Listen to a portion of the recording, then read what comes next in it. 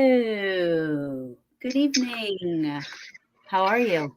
I'm doing good. How are you? This interview that I'm having with this man right here is so overdue. So overdue, Chris. Hey, by the way, I want to say I love your intro. Well, thank you. Yeah, it I looks did great. that. I did that. Did you? Hey, see? I did that. I used It's great. Canva, and Okay. it's so easy for somebody because I'm not tech savvy at all. Mhm. I don't even know how to edit a photo, you know? So that is literally the best program, like for somebody like me, because it, Mhm. it literally you pick stuff out and you can add stuff and take stuff out of it and everything. Right. And like it's so user friendly for somebody that has no idea what they're doing. Yeah. Yeah. Right. It's great. I love it. I love it. So, without further ado, because an hour goes by pretty quick. I'm learning. So if you can just introduce yourself to everybody and just how long you've been doing this and you know, just that little stuff. So my name is Chris Wolfgang. Um, for those of you who have met me, you've probably met me through when Paranormal Dares was active and we were out doing the different events at the different locations. That may be how we met. I've been to one or two Paracons. Haven't done a whole lot of those. Um, you know, to say like I've been an active investigator, probably not more than 10 years, but I've been having paranormal experiences probably, oh my gosh, almost my whole life. Mm-hmm. Um, and I honestly thought it started for me. I guess the first one I recognized that's probably my late 20s, early 30s. But then I kind of got to thinking back as I was younger, um, that I what I recognize now was happening to me as a young child. Same. Something happened like after I learned what was going on, then I was like, holy Mm-hmm. shit. Mm-hmm. That's what all And, this. and the thing for me, let me just go clear back to the beginning. I'll go Yeah. clear back to the beginning. And I think I've told you this story, but when I was young, um, my family would make maple syrup down on the farm that my grandmother owned. They had all grown up there. My dad came from a big family. There was like 10 of them, and the house that they lived in that I knew as my grandmother's um, was extremely active. Mm-hmm. And so I'm sitting there as a 4 or 5 year old, and I'm just kind of sitting there. It's late. It's like 11 o'clock at night, and my dad and uncle start telling stories about what occurred in the house. And so, from a very early age, um, I was brought up that the paranormal is real. The paranormal is normal. Yes, the paranormal is normal. Right. It's just some abnormal things tend to happen.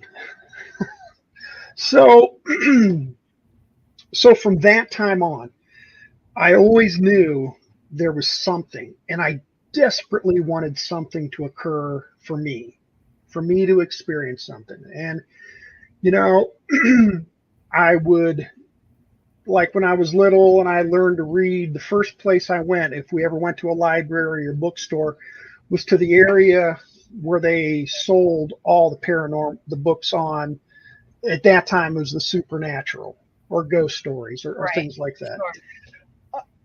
And that's where I learned about Hans Holzer, and I learned about um, the oh my gosh, it slipped my mind. I'm having a senior moment. That's Johnny Zaphis's Ed and Lorraine. okay. I learned about them. So I would read everything I possibly could, um, and just always wanted to have that paranormal experience. Well, what I didn't realize is I was actually having them. I just didn't realize it. Have so for you being in an active house, what do you feel? What is it that you personally feel? You talk me? Yes, yes. So the house I live in now is not, but the house I grew up in had stuff happen in Hmm. there. And at that time, I was not into the paranormal at all. Right. My mom believed in that kind of stuff, and I thought she was cray cray. You know what I Hmm. mean? Like, not Yeah, yeah, yeah, crazy, yeah, like yeah, yeah. not crazy like it didn't exist, but Right. crazy like I was afraid of it. So I thought Hmm. and she wanted to like talk to ghosts and stuff, and I'm like, you're nuts. Like, I don't even know why you. That's so scary. I remember the Right. first time I built up the courage to actually say something to a ghost, if that's what was happening, like out Hmm. loud. I was so scared to talk to it because I was afraid something was going to happen, and I don't even know what I was expecting to Right. happen, but I Right. was scared. Um, but living in my mom's house, like it's almost as if like because again wasn't educated, had no idea like what like it was just weird shit at that time, like weird stuff, you Hmm. know. It just happened, and we went on. Right. But my mom, so I remember the first time something happened, I went to my mom and I go, Mom, my brush went flying across my. It just like went, and it didn't drop. It Hmm. went. I had a big long dresser, and my brush went Right. from one end to the other off. Hmm. She Okay. was now again. This is the first time I'm saying anything because I was like, "What the heck was that?" And I went to my mom, and usually, and I was hoping she was going to go, "Honey, there's no such thing." Like as like a lot of parents, there's no such thing as ghosts. Like Right. just something must have happened. But she goes, "Oh, that's Brad." I'm like, "What? What are you talking about?" She's like, "Oh yeah." She's like, I named it Brad because she loved Brad Pitt, and she said she named it Brad, she wouldn't be afraid of it, right? Because she goes, my mom always had her bedroom door locked shut, so Hmm. she said she would hear something come and stand outside her bedroom door every night, and she Right. could see like the feet at the bottom, and she wouldn't open the door, but as you know, and I'd say to her, I go, well, wait a minute, don't you want to communicate? Why wouldn't you open the door? She's like, well, I did the first couple of times and nothing was there, so I just stopped opening the door. Right. But she was not afraid of it. And I think seeing her not afraid of it, like it was like just a part of our everyday living, Hmm. it made me be that way. You know what I mean? Right. Like I was Right. like, shit, Right. that Right. Right. happened. Okay, whatever. It's whatever. Okay. So do you ever, for me, like if I walk into a building that is active, um, more often than not, I feel like you ever gone down in a swimming pool and you gone into the deep end, and as you go down, you kind of feel the pressure and stuff. It's kind of the best way I can describe it for me. Um, so as a little kid, I would be places and I would feel this stuff. I just didn't know why. And Right. then as I got to be an adult and I started having these paranormal experiences, recognizing them for what they are, I realized as a child the same thing was happening to me. I just didn't recognize it. So in reality, this stuff's been going on for me my whole life. Right. It's just now, as I look back, I recognize the episodes for what they are. Well, let me ask you something because I'm going through this right now. So in the beginning, I was afraid of it, right? And then Mm-hmm. I started investigating and I thought everything was paranormal. Everything was a Yeah. ghost. Everything Yeah. was paranormal. Everything that was happening was a ghost and paranormal and it was a spirit. You know what I mean? And then I started to get educated and read and learn and Mm-hmm. and then there's that period like this like 10 years where I was learning, and then God love him, Kenny Biddle. I mean, he's actually helped me a lot with not thinking everything is paranormal, right? And Right. starting to be more of an educated, I won't give him all of the credit, Mm-hmm. because but I'll give him a lot. I'll give him some of the credit because he really did, he really does help out. Right. Um, but and then like just getting older and like ghost hunters, I'm sorry, I know they were on TV, but they still are very grounded and smart. Mm-hmm. They Mm-hmm. investigate the way that I investigate, and I look up to them. So, Right. you know, like asking Jay questions about stuff, because I respect and I believe in him. Like I respect his opinion. I respect, you know what I mean? Like I Right. respect these guys. They, Right. so, but I got into it for, when my dad passed away and I was like, I need something, but it was like Mm-hmm. a different journey then. And then my mom passed away. Now I find myself questioning everything, Right. right? Like it's doing the opposite for me, even though she believed in it, Mm-hmm. and this and that. Now it's like, well, what if all this time, like all this stuff that's been happening really isn't what I thought it was? Mm-hmm. Like, you know what I mean? So as I'm like going, like I'm finding like my beliefs are becoming different. And I don't want to say like that's forever, but right now, like I'm questioning everything. Right. Well, the biggest thing I found with investigation is you got to be your own biggest skeptic. Yeah, for You sure. gotta, when you have your experiences or when you pick something up, you just gotta pick it apart, pick it apart, pick it apart, and um, until you throw out every logical um, explanation, and the only thing you're left with is, well, I can't explain it. Most likely, it is paranormal.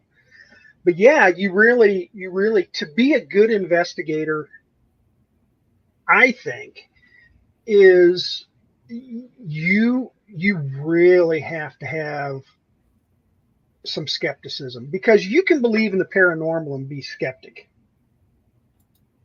It's and I think you're a better investigator if you do have that skepticism. Yeah, you have to. I mean, I have Yeah. it. I mean, like Yeah. like the only thing that I like, there are definitely some things that have happened in my life that I cannot Hmm. explain. Hmm. But I've always thought that I had a visit dream with my dad. Now, that emotion and all that happened, literally, if I close my eyes, I could literally feel everything all over again. Like to me, that Right. was like, but then I'm thinking, did I really have a visit dream? Hmm. Or was that just my brain like going somewhere where like it took me deep into the sleep realm, back into my Right. conscious and got me Right. stuck? You know what I mean? Like it Hmm. was I just can't explain all the emotion after, like when waking up Right. was, I've never experienced anything like that in my life. I mean, I also I could feel like the fabric of his shirt. Like Hmm. it was so real. But can Right. your brain do that? Can your brain, when you're sleeping, can your conscience like do that? Well, you know, I I would say that our brains are very, they don't. Powerful. Yeah, they're very powerful, and um, who's to say whether it was a true visitation or it wasn't a true visitation, but it was a vivid enough that you felt it was. Yeah. So crazy. It's crazy, but yeah. So yeah, you really have to be a skeptic, and you just can't run around and say, "Oh, this is paranormal, that's paranormal," because after a while, you end up like the kid who cried wolf, and you people just don't believe you anymore. Yeah. You know. And that's my thing. Like, I'm not trying to prove anything to anybody, Hmm. Hmm. which is why I don't put a lot of my stuff out there, you Right. know, No, I get it. but I could. I mean, the biggest thing for me is I can hear stuff Hmm. that I can't. Now that to me, that is something that is more unexplainable than anything else, right? Right. Right. Because I get it on the recorder as well. Hmm. So I'll hear it. I say I heard it, and I say exactly how I heard it, exactly what I Right. heard, and then we go back and play on the recorder, and it's there, right? Hmm. You hear the whole thing happening, right? So Right.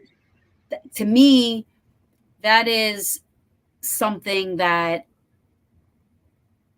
is the one thing that I can't explain. Right. But like everything else to me, pictures and like even personal experiences, even Hmm. personal experiences, you know what I mean? Like, did it really happen? Or, Yeah. Yeah. did that really happen? Was this really what I thought it was? Like Hmm. if your brain can convince you you're not pregnant when you are, Hmm. you know what I mean? Or you are Right. when you're not. And I mean, you go Yeah. through Yeah. all the physical changes and stuff, and Right. I mean, the brain, it's just, I Yeah, don't it know. is incredible. It's an incredible organ. Very incredible.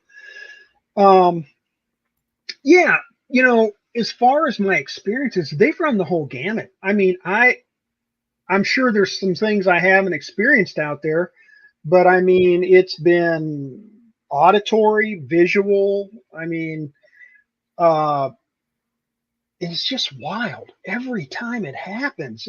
I still feel that sense of wonder, Yeah.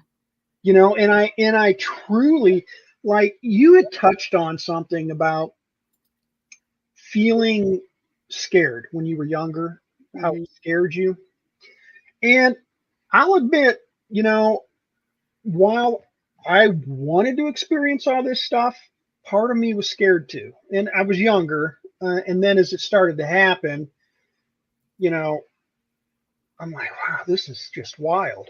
And, but then you know, as I was like progressing into like a multiple things that I've experienced, I felt privileged. Like, this doesn't happen for everybody. Right. And, you know, I went from trying to document everything that was occurring to just experiencing it Yeah. just for myself. Yeah. Just to have those experiences, because it, like I said, it doesn't happen for everybody. And for those people who it does happen for, um wow, it's just because you realize how much bigger the world is.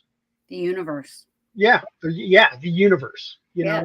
I mean, and it's so interesting to me, like, like if it isn't spirit of somebody that was once living and now passed, right? Because Hmm. that's what we all think, right? We all think Right. communicating with somebody that was here at one point and now they've died and now they can, Hmm. right? Hmm. And if it isn't that, then what is it, right? Because Well, obviously yeah. there's something there, right? One of my thoughts is maybe, you know, and I truly believe that some locations are ripe for paranormal experiences.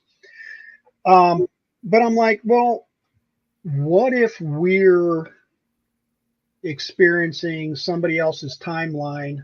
Like they're living their reality, we're in our reality. Time lapses, like Yeah, well, not time lapses, you flip into but our two realities are kind of like there's a thin membrane or something like to yeah, another reality, yeah, and we're catching glimpses of their reality, and they may be catching glimpses of our reality. yeah, Does that, that's absolutely, just one of the yeah. things, that I thought, well, maybe that's what's going on. Oh, for sure. Yeah. Now I will say, um, one of my very, very, very, very best friends, Keith Fournier, he he manages the Asher Walton House, and I've spent an enormous amount of time there. I would be up there maybe 2 weeks at a time, and we'd stay in the house. And I don't think I could live in that house all the time, because when I leave there, I'm exhausted because it's so active. It just wears me out. Well, yeah, you get a paranormal hangover, right? I think, and I think that's it. We talk about that. Hi, Kim. We talk about how we think that maybe they're using part of our energy Hmm. to manifest or to do the things that they do. Well, I can believe that, because you do. You just have this hungover feeling, and it's Right. exhausting. Yeah, it really is. I mean, I know that you know, there was, I can't remember what it was. There was one weekend where we went to several different places. And but it took me about 4 days it's like worse than having a drunk hangover. Mm-hmm. Yeah. Like Yeah. I mean, the first day I'm not getting off the couch. Right. Screw You're you, drained. screw you, world. You're like I'm like not getting off the couch. You Right. know, um, but yeah, like it totally. I mean, especially if it's a very active location, like Mm-hmm. I mean, Hinsdale, for example. Right. We were there. We were there 2 nights, I think. 2 nights. You guys have done that location several times, haven't you? Yes, Hinsdale. we love it. Probably, it's in my top three. Okay. Top three. Yeah. And that is because of the experiences we had there. You know what I mean? And, Mm-hmm. and things that occurred. And yeah, I mean, it was fantastic. Like it had every little bit of, aside from actually seeing anything Right. physically with our eyes, Right. um, we had what sounded like one of the chairs move upstairs. They have something hanging from a vent from upstairs, which the vent goes right to upstairs. There's Yeah. no Yeah. floor. It's one of those old houses. Yeah. Yeah. So we heard something, and that whatever was hanging jingled. It was it was a, you know, me and Jossie, it was the Peaches, right? So Mm-hmm. all of us except for two people, except for Dana and Kim, were in one of the rooms across the kitchen. So they're sleeping in a room that's next to the kitchen. You walk through the kitchen and you're in the living room where we were at. Mm-hmm. And I'm trying to hurry up and tell the story, but like That's okay. we literally were laying down, all of us. We weren't facing the kitchen, Mm-hmm. but it sounded like somebody was walking in the kitchen, rustled through some bags that were on the table. And then we didn't hear nothing. None of us reacted because we thought it was either Kim or Dana. Right. We were waiting for them Right. to come into the room. So we didn't like Mm-hmm. go, oh, what's that? And get up and turn around right away and look or anything, because we were just like talking and we thought they were going to continue to come in. Mm-hmm. And then when they didn't, that's when we were like, what the heck? Who was that? How could, And then we look and the two of them are passed out. Yeah. In bed. Yeah. So, I mean, and then what I saw outside, I think it was a bear, but they're trying to say like, because Megan stayed out there for after a while. I mean, yeah, Thank you. Jossie said it was wild what we heard. I mean, that was the craziest thing I've ever like. Okay, now is that where you heard growls and things like that Well, from that was the? outside. Yeah, that was Dana saying he. Yeah, I listen. She sent me the outdoor audio on it, and I That was like couldn't I couldn't really I couldn't really make out what it was, but it's kind of weird how these paranormal locations have other stuff going on maybe outside of the building. I think we accidentally. Okay, so if you believe in stuff like this, then maybe I Hmm. don't know. I thought about this afterwards, but I am not very educated in the American Indian culture and Right. like stuff like that. Okay. Right. So it's something that I don't partake in. I'll be honest with you, that kind of like still leaves a little bit of fear in me, like that whole Indian spirit, like Hmm. Hmm. how you have to be so and I am respectful, you know what I mean? But Right. it just seems like it's on another level, right? Right. So I kind of like try to just mind my business when it comes to stuff like that. But when we were outside by the fire pit, they were playing like Indian drum music, Native American Okay. Indian Okay. drum music, which Right. I was like, okay, whatever, it made me a little uncomfortable, but I'm like, my Hmm. girls know what they're doing. I don't know.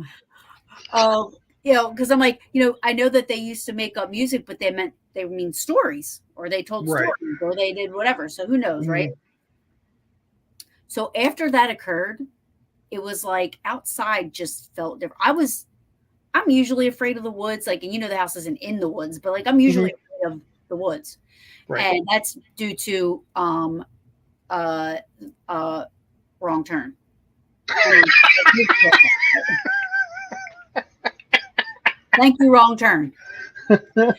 Um, so me, Megan, and Kelly were outside. We went out by where there's like graves that were found there and stuff. So we weren't far from the Hmm. house. We were far from the house, and I was scared, like Yeah. scared. I was afraid some crazy dude was going to come walking out of the woods because or something. You know what I mean? Like I didn't know. So we Right. went in and Right. Right. we got the night vision camera. We got the um what else did we have? We had a FLIR, we had a night vision camera, and we had flashlights when we went back out there. Still did not feel comfortable. Hmm. I made us all three of us have our backs like in a circle so we had a 360 up, Right. Right. not Right. Right. turning around. So we heard this, if you can imagine, a huge boulder being dropped from the sky onto Hmm. a mound of dirt. That's Hmm. what it sounded like to me. We did get an EVP out there. I asked, does your family know you're buried here? And it said no. We did Right. get an EVP out there. Um, anyways, we go back to, I said, I just want to I feel more comfortable back by the house. We get back by the Right. house. People that are watching this probably have heard this story a million times, but I'm telling you what is the most scariest moment of my life of investigating. Because it was just crazy. Uh, Whatever. Um, so I heard a noise, and have you been to Hinsdale? No. No. No. No. It's a must go. Anyway, you can so you can hear if the refrigerator door slams shut, and you can also Hmm. hear the bathroom door if you're out by the fire pit. You know what I mean? Like Right. it's that close. So I Hmm. heard this. I heard this bang, and I'm thinking that one of the girls inside were going to come walking through the kitchen either way, Hmm. right? And I'm staring, I'm watching nothing, and I have the flashlight, and I don't see any of them. They Right. were in there doing a VP session in the living room. We found out later, but I'm staring, waiting. So whatever that banging noise was at the back of the house, I have no idea, Hmm. right? Because what happens after that, it like surpasses anything that's ever happened to me in my entire life. So Right. I'm going to skim back like this with my flashlight, and I see two eyes back where we just were. Right. My first thought was it's a deer. What color were they? They were like the greenish, bluish, whitish, like Okay. when you Okay. flash the flashlight, Right. Right. Right. Right. Right. Right. and like they were like bright, very Uh huh. bright. So I go like this. I'm like, "What's that?" right away. And Megan and Kelly are like, "What's what?" And I'm like, and I'm like, "Where's?" And I go to get the FLIR so I can put the FLIR up. And I put the Mm-hmm. FLIR up, and as I'm putting it up, it turns to the side. So now I'm seeing like the side instead of a head-on view. Mm-hmm. And it was humongous. Mm-hmm. My second thought was, "That's a fucking bear," right? And I go, "Oh my god, that's a bear!" And they're like, "What?" And I put my flashlight up again, and I see the eyes this time. Now it's facing us again, and I see it. It's like this, like it's coming. And I go, "A deer would not be walking towards us." Right. Right? I was like, "That's a fucking bear!" And I was like, "It's coming right for us!" Right? I literally tears came out of my. I was so scared. My butt cheeks clenched. I ran over Megan and Kelly. My equipment went flying into the yard. I didn't even care. I was in that door in like 10 seconds. I was so Mm-hmm. scared. Sure, it wasn't Sasquatch encounter. So Megan, so they're all talking about like, so after the fact, they stayed because Megan and Kelly stayed out there because they had no Mm-hmm. idea what was going on. It happened so fast. I was out. Right. I was like, there's no way I'm sticking around for that. Right. But they said they stayed out and watched. Now I can't attest this only because I wasn't out there, but you know, um, they said it looked like it kind of like whether there was two or it separated, but it kind of looked Mm-hmm. wispy at the back of it. And I'm Right. using their words, because like I said, I wasn't out there. Mm-hmm.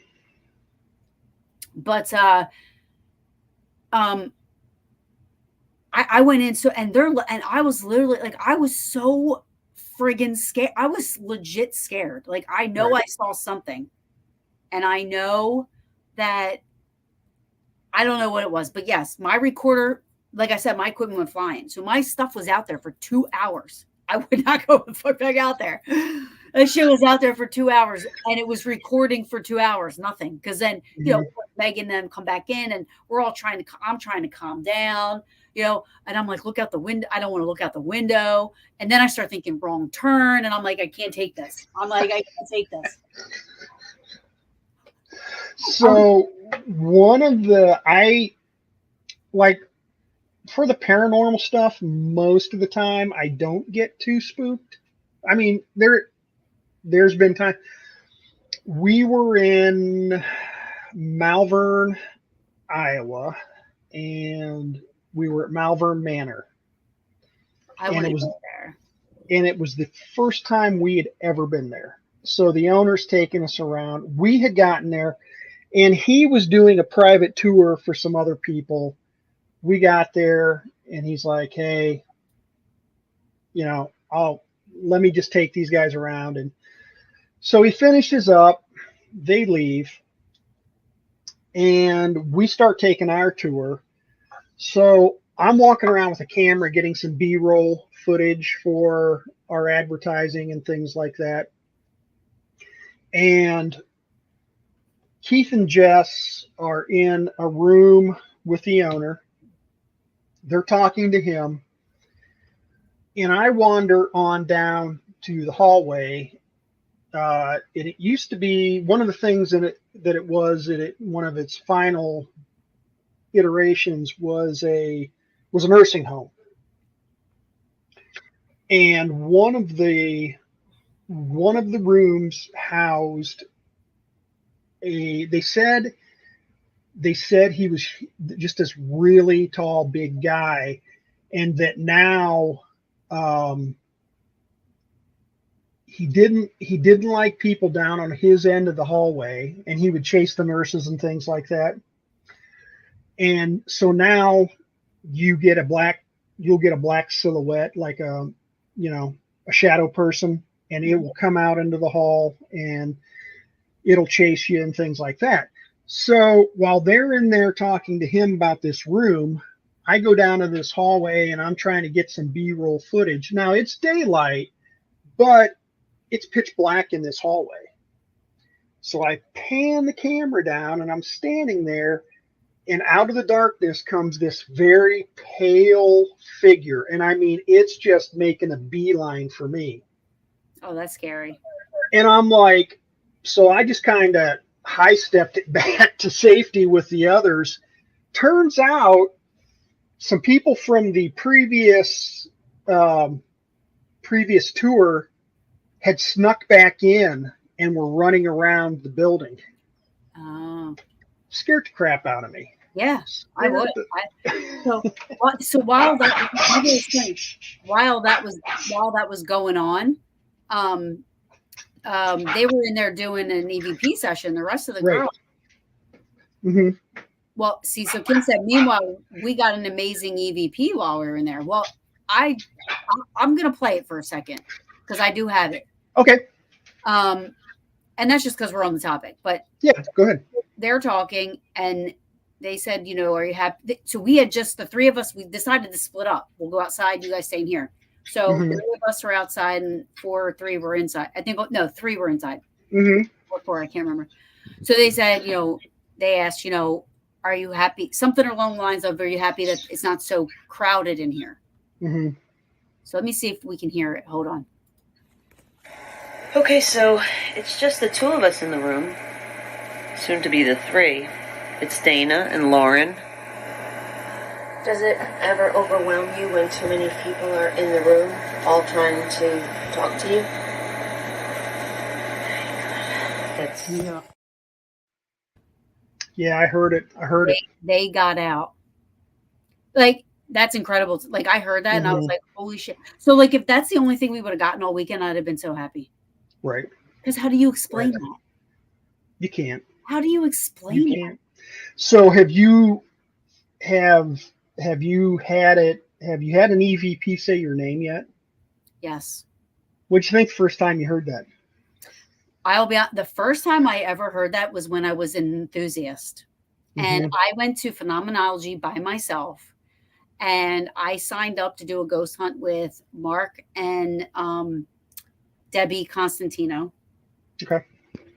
And we were so it's where the bash is this year. It was at mm-hmm. the Eisenhower or whatever. And they have a farmhouse in front of the Eisenhower, which, by the way, if anybody signed up for that is a very active house.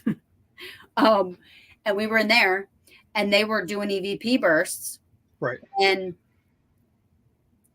we were listening back and she goes, Taryn, who's Taryn? And I was like, what the hell? I was like, why would it say my name? I'm like, what? Is this something I need to be worried about? Mm-hmm. That was the first time. Yeah. But I get, and it happened at Wildwood Sanitarium. Mm-hmm. They were all there. See, I'm lucky that people witnessed it. Like, I'm not just talking. Like, people witnessed this stuff happen, right? So we were in the middle of we were getting ready for an investigation, or we were getting ready to do something at the stairs. And I was setting up my recorders and I heard Darren like that right in my ear. Mm-hmm. And I'm like, did one of you guys just say my name? We were all together in the same room. And they were like, what? No. And I'm like, I just heard it. And I said it the way I heard it. And then they're like kind of laughing at me. They're like, no, none of us said. So I stopped the recorder. I played it back. Sure enough, you hear Darren. And you hear me go, did somebody just say my name? Mm-hmm. It sounded like this. Yeah. And now it doesn't bother me anymore. But at first. Yeah. When I think the first time it happened for me, it was the Walton House, and it said my first name, it said Chris. And I thought, wow, that's really cool. And then, we would go different places all over the country. And I would hear Chris, or I'd hear Wolf, I'd hear Wolfgang. So we got down to St. Mary's, Georgia. Johnny Zaffis was our guest for that one. He's so amazing. Incredible man. Yes. Just a down to earth. I love him. Yeah. So he's running an EVP session. I'm running the camera. And this is in, I'm going to say February of 2020. It's before they shut everything down. Back in November of 2019, I had just lost my dad. He had passed. So we're in St. Mary's, Georgia. We're at the river. I think it's the Riverview hotel. Which, if you're ever down that way, every room in that hotel has some kind of activity. And if you just want to go down, I mean, it's a cool little town. If there's someplace you want to go and do some paranormal touring on your own, check in the St. Mary's, or the Riverview in St. Mary's, Georgia. So anyway, he's running the EVP session. I'm running the camera on him, and he's asking questions, and this voice comes over, clear as a bell, and it said something about Christopher Wolfgang. Now, see, that's crazy. And at the very same moment it said that, I just felt in my chest, and it was probably one of the most emotional moments for me I've ever had. Yeah. Because I knew it was Dad. That's awesome. See, that's awesome. I've never had just that knew it was experience. Dad. I haven't had that Yeah, experience. yeah. I would love to have that experience. Right. I mean, even that visit dream I had, he didn't talk. Mm-hmm. You know what I Right. mean? Like, so I didn't hear his voice or anything. So the weird thing about it is, as this EVP session goes on, it says my name very clearly, and then it comes on and says Eric. Well, Eric Knapp was with us at that location, and we were headed, like, our next event was going to be at the McIntyre Villa. Stephanie, love her. You've got to go. To my core, I love her, and I want to go there so bad. Stephanie is such a live wire. I love her. That is one of my favorite. She's probably one of my favorite people I've ever met in the paranormal. She is just absolutely just an incredible person. So we're going out to we're not Malvern, but we're going out to Kansas. Yeah, to McIntyre. Well, in the same town, you've heard of the Sally House? Yes. All right. I wish they would burn that house to the ground. Oh. Honestly. Of all the places I have ever been,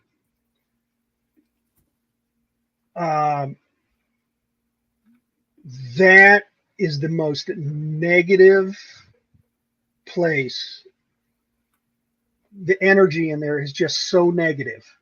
Do you think it has something to do with? Do you find that how well the places are kept, or the owners, or something like? Do you feel like that a lot? Honestly, the place, if you walk in there, you think somebody's living there now, and if you didn't know it, you just drive by it thinking it was just another small house on the street.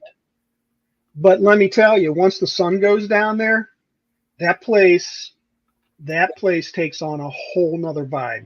That's like Hinsdale. Well, but it is like. So did you not make it to McIntyre because of this place? You stopped there? No. Okay. We had done. How many fur babies do you have? I've got 3. I've got 2 miniature schnauzers, and then I've got Sophie here, who is she's a Cane Corso mix. Oh, she's huge. Yeah. So anyway, this was like our 3rd or 4th trip out to McIntyre. Mm-hmm. Well, the first time we had went out, we were able to get a night in the Sally House. So we did an investigation in the Sally House, which was just totally just the stuff that went on there. Just, if there's ever a place that creeped me out, it was that place. Would you ever go back? No. If I went back, it would be gasoline and a torch. Wow. I mean, honestly, Were I you think after you were there? Were you affected? Were you affected by that? Not, I don't want to say affected, it like affected, but I mean, did it kind of stick with you for the rest of the duration? well, no, I'm getting to that. so so we were headed back out to Atchison, Kansas, and we're doing the event at St. Mary's. So as Johnny keeps going on with this EVP session, it mentions me and it mentions Eric. The voices start warning us. They start sending out warnings about that Eric and I needed to be careful. Eric and I needed to be safe. And John's like, I have no idea what this is about. So we get out to Atchison, like, I think it was the next week, and we're doing our event. And I was getting the snacks and everything. I was in the kitchen getting the snacks and everything ready for everybody. And they were kind of free roaming, doing their own thing. I started having random people come up to me and they're like, I'm running an EVP session in the attic, and it's mentioned your name and it said to stay here. I'm like, what? It said stay here. I'm like, okay. Interesting. So then the next one, they've got an ovulus. They leave, and then the next two people come up and they've got an ovulus.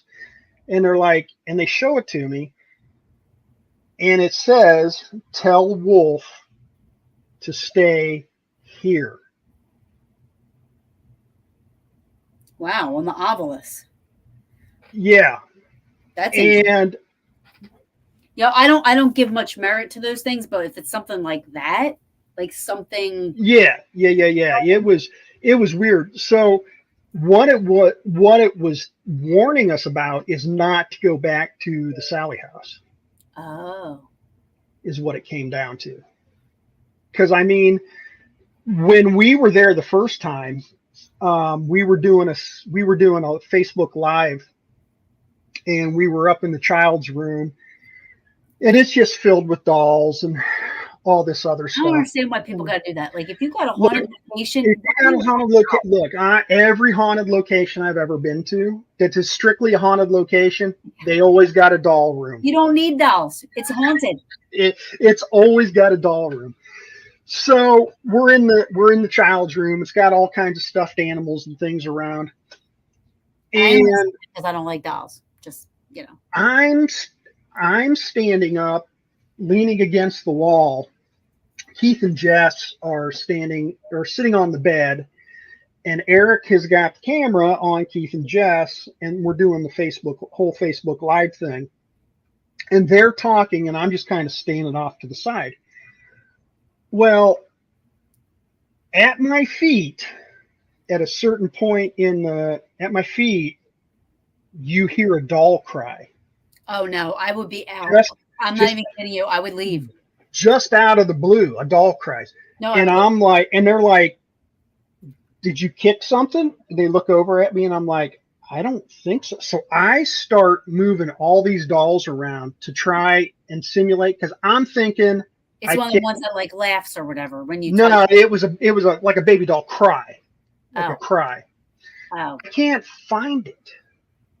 So across the room, sitting on a stand by itself, is this doll. And Jess just looks at it and she says, well, what about this one? Picks it up, and it's the exact same sound. Across the room. Right. So there's no way I could have touched it. Right. But yet the sound came from my feet. Oh, that's crazy. I'd be like, all right, guys, look, it's been a great night. I'll catch you guys. So then Keith Keith and Jess go on. They're like, wow, that is just wild. We just caught all this. That's wild.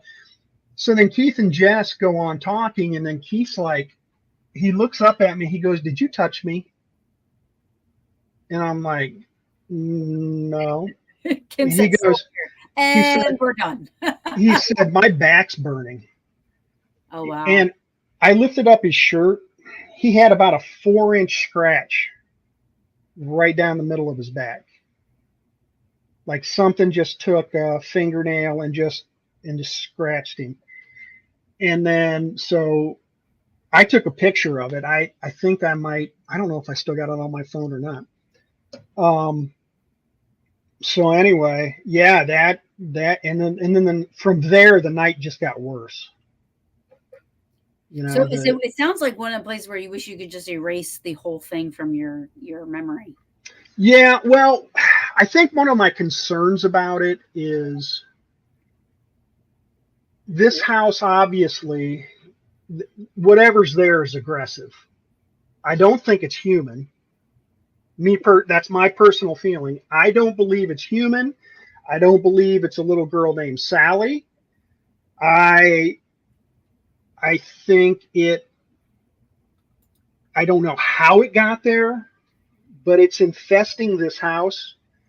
And I just think it's dangerous to rent it out and allow people. I mean, it's not for all the freaky stuff that happens, like in some of the places I've been, it's been harmless stuff when you get right down to it. Right. Yeah. Yeah. This place will hurt you, and it wants to hurt you. Yeah. I've never been anywhere like that. Pardon me? I said I've never been anywhere like that. That's the only place where I've ever been where now I've been places where I think we've been around some angry. Yeah. Like assholes. Grumpy, some grumpy entities. Better word. I've never been someplace that wants to hurt you. It really, really wants to hurt you. And I just think you've got, some people, just some teams out there that aren't equipped to handle something like that. Here's the problem I say, right? There's a generation that grew up watching ghost hunters, and then there's a generation that grew up watching ghost adventures. Yes. That generation is the generation that goes to these locations and acts like Zach Baggins. And that's not, I'm not being mean. It's just that there's the difference, right? Yeah. The ghost hunter people want to investigate, research. They have the skeptics. I would tell people to go back and probably watch the first 3 seasons of Ghost Hunters if you kind of want to see what investigating is like. Now they're probably a little better equipped than most groups, definitely. But the first 3 seasons, I think, really kind of capture the essence of what an investigation is like. Yeah. And they've never like strayed from that. You know what I mean? Like they've kept it real. Yeah. The whole time. Yeah. Did you ever make it to McIntyre Villa? Oh yeah. Yeah. I've been there. Oh. I do want to talk about that, but there's a question for you. Oh, sure. I want to know how Chris stays calm in those scariest situations. All right. And that's from Gonzax. I hope I'm saying that right.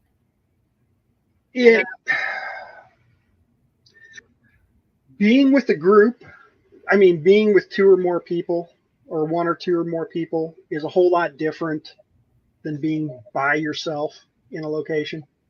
Just absolutely. Like, I used to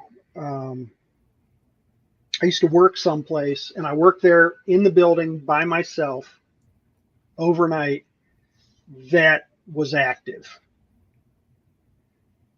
And it's difficult to remain calm. There are times that it was at one of my fire stations, And at the time, we worked there by ourselves, and you'd sleep there. I mean, you were sleeping by yourself. I can remember about 3 o'clock in the morning, I was laying on my bunk, and there were 3 really hard wraps on the nightstand right by my head. I mean, like right by my head. And you want to talk about something that you just bolt upward, and your heart's in your throat, and I mean, you're just trying to make sense of what's going on. Yeah. So, to be quite honest, those type of things, which is why whenever we would go to these different locations, and we would actually spend the night after the event was over, sometimes we'd spend the night in the location. Mm-hmm. I refuse to sleep by myself.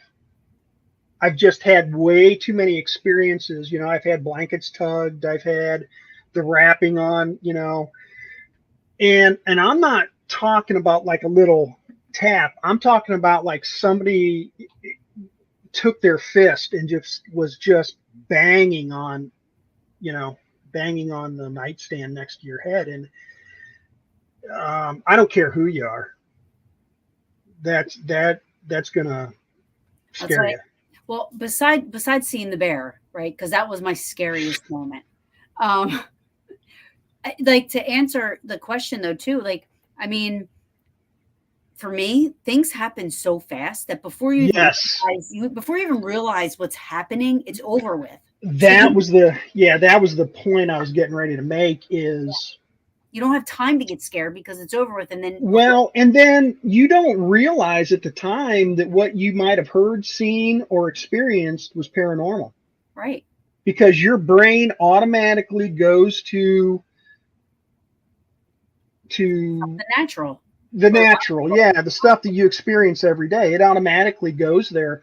So you're trying to figure out, and then you're like, oh my gosh, it was like the only time I've only seen one full body apparition, and it was at McIntyre Villa. Okay. And I caught it. I didn't catch it, but once again, I was doing some camera work, and one of the guys was taking flash photography. So I turned my back to him so I wouldn't get blinded by it.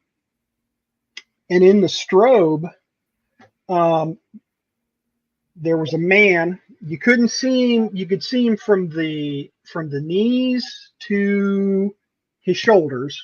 Mm-hmm. And he was in working clothes, like, period working clothes. Like they were older clothes. Like I want to say from the late 1800s to early 1900s. Okay. And he had his arms crossed, and he was a big guy. I mean, just big. I mean, he was stocky, probably, I want to say maybe 5'9", 5'8", 5'9", just very, very, very stocky. Looked like he did a lot of physical labor. It was there and it was gone. Yeah. And it was just in that moment, but it was just very vivid. So, yeah, I mean, it's not like it's not like you get a chance. Like if I were standing at one end of the hall and down at the other end of the hall, there's a figure walking towards you. Okay. That I guarantee is going to wig me out. Oh yeah. I mean, I think it would wig anybody out. Everybody makes fun of Brian from Ghost Hunters when he ran. He said, "Dude, run." Not me. Yeah. I don't make fun of him. Yeah. Yeah. There's going to be something that spooks you. I mean, there really is. For me, it's I won't sleep alone in one of these houses. Yeah, I refuse. My friend Dan has a question, but I'm gonna tell him your question in a minute. But let me just say this: first of all, I love McIntyre Villa. I'm so jealous you got there. It is like number one on my bucket list. I'm telling you, if I really want to go out there. you and the Peaches decide to go out to McIntyre Villa, I will move heaven and earth to get out there and hang with you guys. Yeah, I'm telling you, Steffi's like, come whenever. It's probably one of my top 2 places to go. Yeah, it's literally on one of my bucket lists. Yeah, it should be on everybody. Honest to God, it should be on everybody's charity videos. Like she shares those videos up, and you're like, mm-hmm. what the heck is that? How'd that happen? We went there. She had not.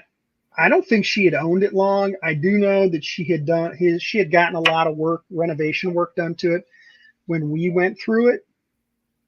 Because we were talking to her about hosting an event there. Mm-hmm. We're walking through the house.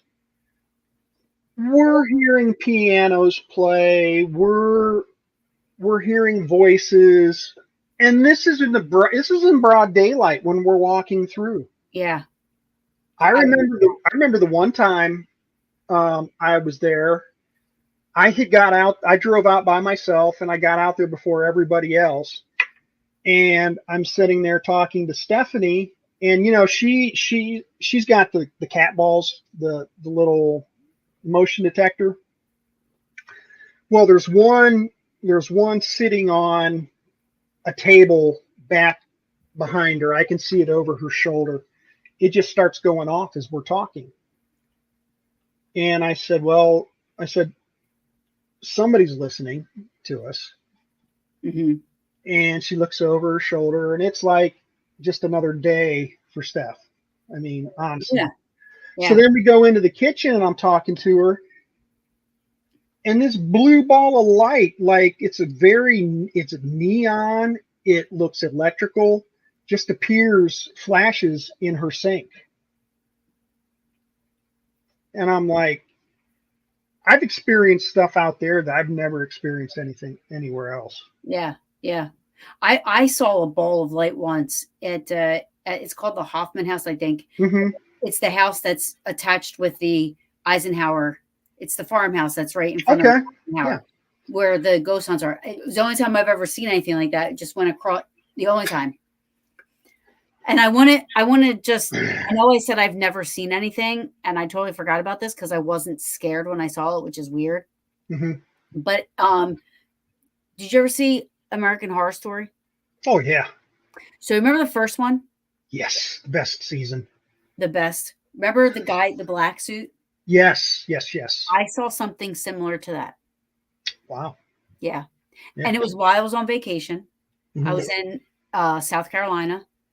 12 o'clock in the afternoon, getting ready to go to the beach. And I just saw it. And like, I saw the back of it. And mm-hmm. the wall blocked it out as it was walking. And then all of a sudden I see my dog coming towards me. And I realized I couldn't hear until I started hearing again. Right. So like the whole time this thing was in where we were at, mm-hmm. I couldn't hear until I guess maybe it went away, because that's when I started hearing the dog's nails on the floor. Right.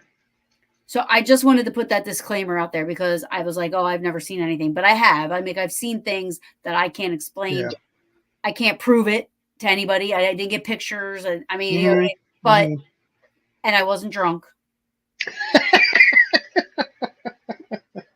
I was sober. But Matt, I've had Stephanie on my show twice. I love her. And I want to go to McIntyre Villa so bad. Oh, it is well worth the trip out there. Absolutely well worth the trip. Dan said, has your experiences strengthened your faith? And if so, what about them and how? It has assured me that there's something after this. And I have, I've left comments on here. The more I experience, the more questions I have. Yeah. You really, I mean, I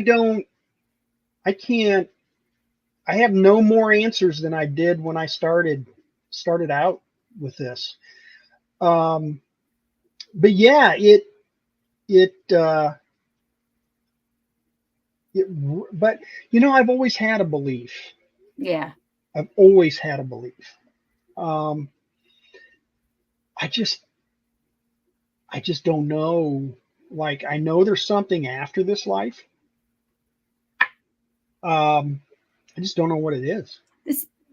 This is going to sound extremely crazy, and I don't mean it literally, but I'm jealous of those people. Not that I want to go through this, but those Mhm. people that have had those near-death experiences and Right. had these journeys while they were dead, basically, Hmm.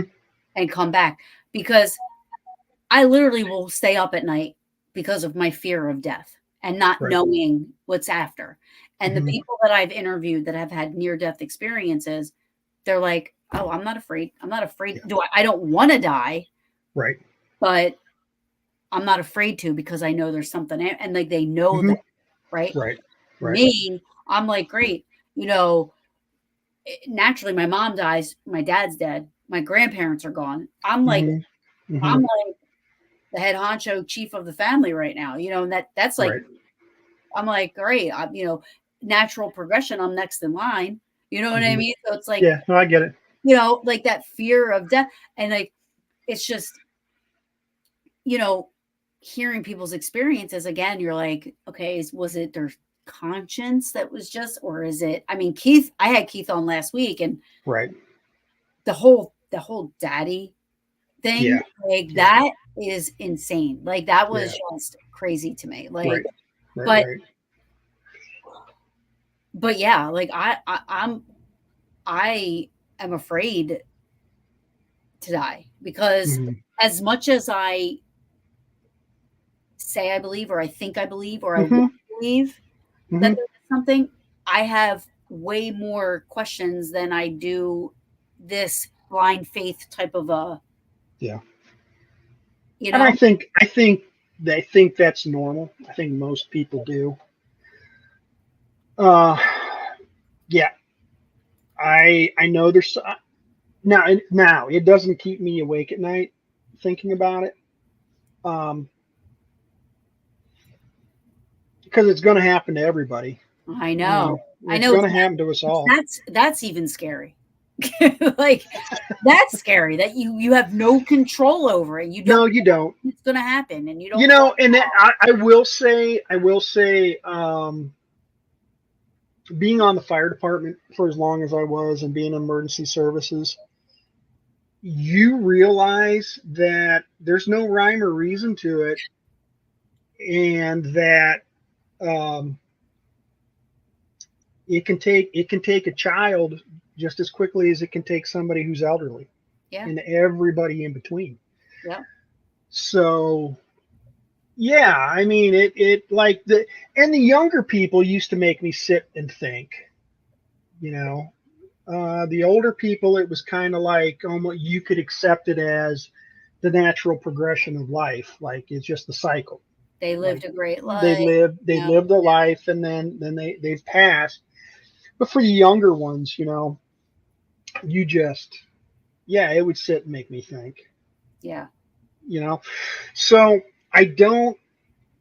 Now I will say this: um, experiencing everything I've experienced, um, and doing what I was doing, going to these different locations, did um, make me kind of push my daughter and son-in-law into um, having my grandson baptized and everything, and getting him some kind of, getting into the church and getting some kind of at least basic education, Right. because I do believe that there are bad things out there, Absolutely. and I Well, sort of didn't want I without the bad, you wouldn't have good. exactly, and I didn't want to drag anything home with me that might affect him. So I kind of, I wasn't pushy about it, but I was kind of like, it'd probably be a good idea and everything. And so they did. They had him baptized and everything, and I did feel better about that. I don't think But I don't think I've had an experience yet that makes that when I wake up I go, I'm going to church today. yeah, You know what I and mean? Like, I haven't had one of those. I um, I but I do think that it's important for the innocent to the little kids and everything, yeah. um, to have some kind of at least an education so they can make up their minds later on in life. Yeah, absolutely. To But I think there's something to it. I mean, if you listen to John Zappa's talk and some of the things that he's been through, and Well, listen, the Vatican recognizes possession. hmm yeah, it They does. recognize that. hmm So if they recognize possession, they acknowledge that that exists. If that exists, then the latter has to exist. Yeah, yeah, Um, or else we wouldn't, people wouldn't believe in the Pope. They wouldn't believe in the right, dead if right. they, which I always find fascinating. I grew up in a Catholic household, not my hmm mom, but my grandmother, and you know, it's fascinating to me that they poo-poo the paranormal stuff away, Yes. yet they go to a church that believes in possession. hmm And I know they're going to say like, oh, well, they're not, there's an answer for everything, but at the end of the day, it's still something that is in the same realm of paranormal. Like, you know what I Yeah, mean? Like it's yeah. so. Okay, let's see. Jesus cast the demons into the swines. Bible talks about demon possession a lot. Yeah, Yeah. I mean, and think about it. Jesus rose again. hmm Everybody's gonna be like, well, he's Jesus. I get it, but he was a human who Right. died, Right. and then they saw him 3 days later, hmm and he died. Right. Right. Right. So, I mean, and I mean, when my dad first passed, you know, I remember I had got introduced to stuff. My first was John Edwards. I saw his hmm show on TV. hmm He had a show called Crossing Over. Yep, I remember it. Yeah. And I started watching this show and I was like, is this real? So when I was lost, I was trying to find something to be a part of or believe in to try to help me. hmm When my dad passed away, my fucking life just fell apart. It Yeah. just crumbled. Um, so I went to like every type of a church to see if I could fit in somewhere. You know what I mean? I had no idea. No, I got it. I've got it. Yeah. And I walk into the Catholic church, and the Father Michael, he had one earring in his ear.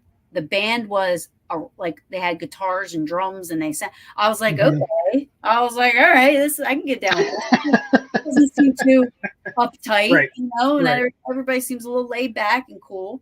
hmm Um, and Father Michael actually, I went up to him and I started talking to him. Kind of just like helping me a little bit through the grieving process. And I hmm mentioned to him about, you know, um, like I'm watching this show. I brought it up. I asked him about it. I'm like, can that happen?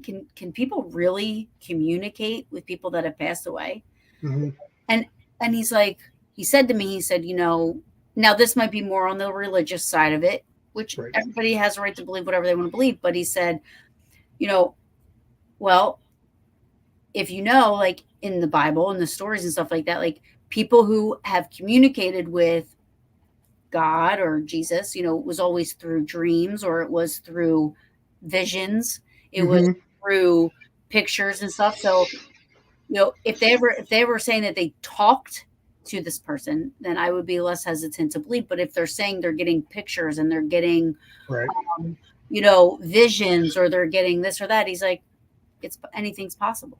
hmm Um, so, and I remember like listening to John Edwards, I was like critiquing him so bad, and he never once said that he talked to anybody. He would say, Right. "I'm seeing this vision," or "I'm seeing this," "I'm feeling this," "They're showing me this," like, and I've always been a fan of John Edwards ever since because I went and saw him 5 times. It was part of it was therapy for me, even if I didn't get called on. Seeing him helping other people and seeing Right. that this is a really true possibility. My dad's still around, that's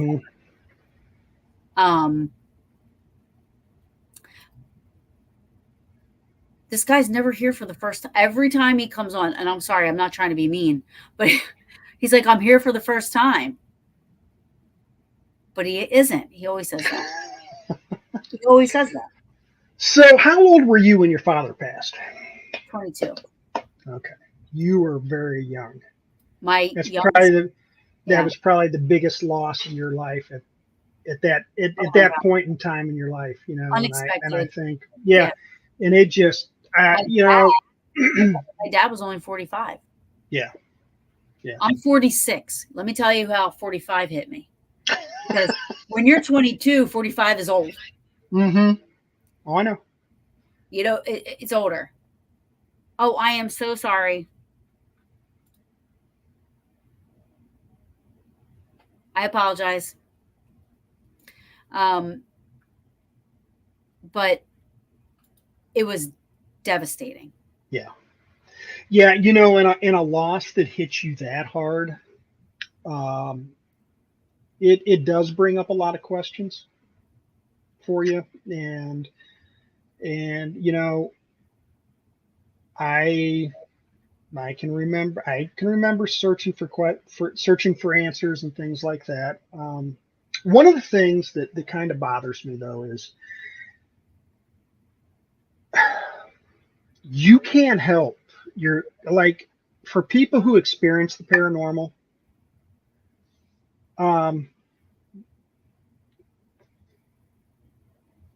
The first time I wasn't out looking for it. Right.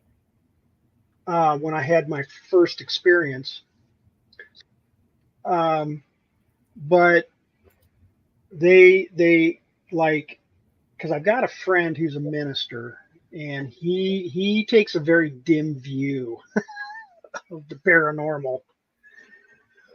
Um, like he just thinks that I'm into the occult and everything else, Yeah. which is That's to what I mean. me it's a huge difference. I'm not practicing any rituals. I'm But see, not. that's just somebody that just isn't educated and they're closed minded and they just don't Yeah, want, and I was just going to get ready to say, and they don't want to be they don't want to educated. be. So, but yeah, that first loss hit you hard. That big one. Not that some of the others don't hit you as hard, but it's like that first big loss, whether it's a parent or a child or what, just is so gut wrenching. Oh my God, You yeah. know? I had 12 years of therapy, Yeah. right? Yeah. And you'd think that would have prepared me for the loss of my mother, but it did not. No. Equally as tragic. Both were Yeah. equally as unexpected. Both were like way too young. Right. So my mom, I'm going through so many different things with losing my mother that I did my dad. And I would have thought what I went through with him would have, I thought that would have prepared me for anything in life. I was like, oh my God, if I can get through that, I can get through anything. And I can, like that's the worst thing I've ever going to go through in my entire life and blah, blah, blah. Right. And then my mom, and I'm like, why am I not better prepared for this? Like, why am I handling it this way? Why am I not, you know what I mean? So, right. But everything that happened was so different, Yeah. and but that is, I mean, losing people. And then, as I'm getting older, like the people that I'm losing were into the paranormal stuff. My mom was look, I found this in one of her books. I have it hanging on my wall because her and I knew she was into ghosties and stuff. Right. So she has this. I know you can't see it, but it says, "Didn't your alien leaders teach you that before they sent you here?" This is all it says. And I'm like, what the heck? I was like, all right. Okay. So she was into UFOs too. Hmm. And then I find this in another book, Oh, yeah. right? And then I find this, right? I have all this stuff right here. But if you can't see this, that's the Jersey Devil. Okay. And it Yeah. has like a big saying on the back. So, Hmm. and my mom was like into all this stuff. And I'm Oh, thinking, yeah. my only thing is like, she's into this stuff. I don't know if my dad was, because at that time I was still a kid. We never really had Hmm. we didn't have adult talk. We never made it to Right. the phase of our relationship, Right. But if she believed in it and it was possible, why haven't I heard from her? Right? This is me going through these Hmm. things where I'm Hmm. like, okay, well, if she can talk to me, or if she believed in it and it is possible, why isn't it happening? Yeah. And that's one of the things I struggle with. Yeah. And I wish I had an answer for you. I don't. I I wish you mean, did too. I I wish just,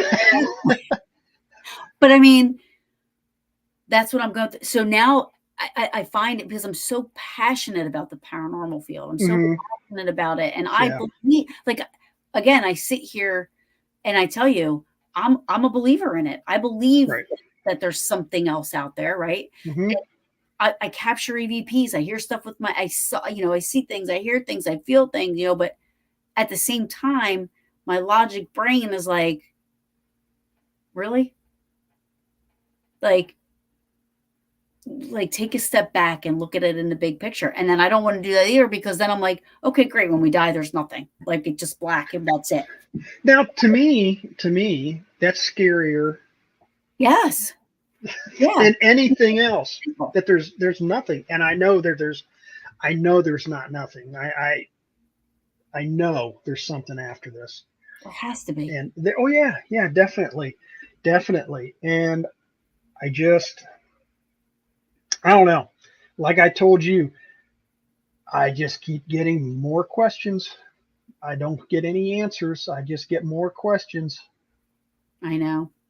I think that's what happens. Like, the more, the long, and that's the thing that's happening to me. I'm questioning more than what I did before. Like, I want to go back to just being Mhm. this blissfully, like, believing in everything, and I don't even care.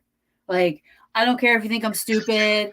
You know what I Right. mean? Like, I just want to believe in everything, and I'm just like, Hmm. woo, yeah, But the older I get too, I think the older you get, and the more you learn and educate, and you're around people that, you know, I gravitate towards, like, the OGs, you know what I mean? Like, Hmm. gravitate towards people that have been doing this a lot longer than me, Yes. and their insight, Hmm. and Stacy Lee is saying there is, and Yeah. we are not supposed to know. Yeah. So interesting. I was watching the reels that were popping up on my Facebook, and it was a comedian, and he was up there talking about how his belief in God. Not a lot of people in the entertainment industry are atheists or don't believe, and he goes, and I personally do. And he had met somebody, and who was it? Who was it? Somebody you would never think of, but he told him, he goes, God is just the name we give the Yeah. mystery Yes. that we don't know. you Yeah. know It's true. And I say this a lot. Like, us as humans, we have to give everything a label. We have to Hmm. give, you know, um, I feel like if there's a heaven can be whatever you envision heaven to be. Hmm. Um, God is there. It's a higher power, Right. maybe. You know what I mean? Like, So yeah, I mean, so if you take a person, okay, you take a being that can create the universe and everything that we're experiencing now, how are we supposed to wrap our brains around that and figure it out? How? I mean, we can't. Right. And if we got the answers, how would anybody, how would that change the way people live life? Mm-hmm. You know, I Mm-hmm. mean, it would be great because then people be like, oh shit, I'm going to be judged. Well, maybe I won't kill this animal, or maybe I won't, Yeah. Yeah. do this. I won't do that. Maybe, Mm-hmm. I mean, it would have a positive thing spin on it, hopefully, but Yeah, it just like as I said, just more questions than answers. this is a good question, Dan. Based on my EVPs, I cannot determine if they know if they are dead or not. Do you think they do? Would you rather know you are dead, or would you want to just continue if you're not? That's interesting because I actually was just thinking about something on the similar line before tonight. We've run into people in groups who are like, oh, no, no, no, you can't tell them that they're dead because they don't know that they're dead. And where you're like, they don't know that. Nobody We don't know what they're experiencing. Right. So, and we don't know what they are. I mean, we think they're people, but I'm not afraid to tell them that hey, you've passed on, or Oh, I say it. yeah, I'm not afraid to do that, but I don't know. I Right. really don't know if they do. You know, it's one of the wildest things that ever happened at the Asher Walton house. Yeah, Dan, exactly. Yes. One of the things that happened at the Asher Walton house is I had got up. It's probably 3 o'clock in the morning, and I went downstairs to use the restroom. Used it, came back upstairs, went to bed. Woke up about 6:36. Went back down, and I'm like, oh my God, it is freezing cold down here. So I went and used the restroom, and I come walking out, and in the little dining room, there's a door that leads outside onto a porch. That door was wide open, and it's always locked and shut. We never went in and out of that door, and it's wide open, and cold air is just blasting in. So, and it's raining out. So I walk in, I just walk into the room, and I'm looking for footprints to see if somebody's walked into the house. So I go upstairs, I wake Keith up, and I'm like, dude, I think there's someone in the house. And he's like, that's not good. And I'm like, no. So we get up, we search the whole house, find absolutely nothing. We shut and lock the door, and we get on the security system.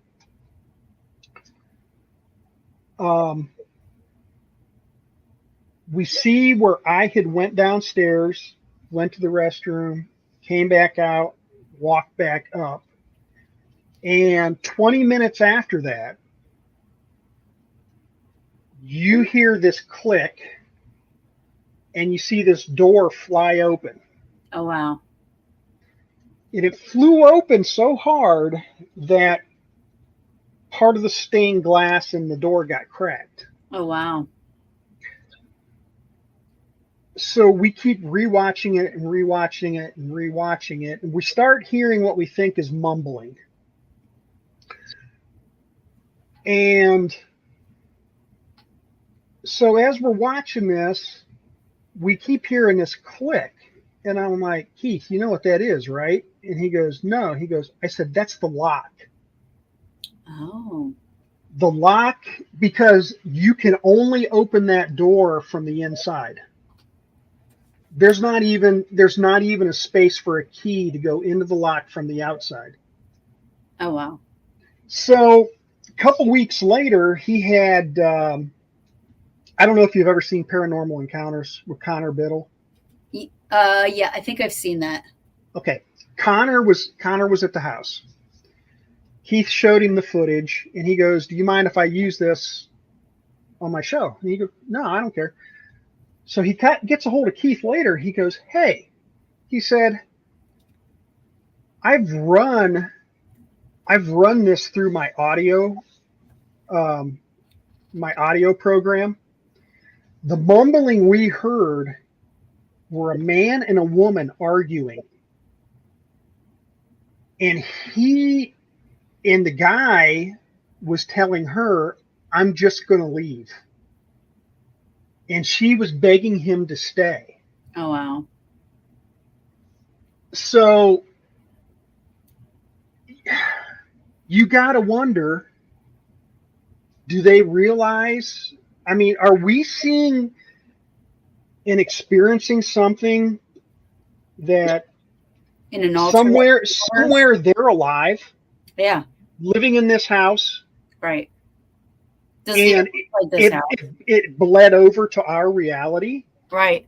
Or are we seeing something replant? I mean, it just, I said, dude, I'm like, you realize, because the stuff that we just kept experiencing in the house just kept it just seemed like it kept ramping up. And I'm like, if they can unlock doors and open the doors up with enough force to break the glass, I'm like, what else can they do? Right. But here's the thing: if it was a like bleeding alternate universes into Yeah. whatever, why can't we do the same? How do we know it's not?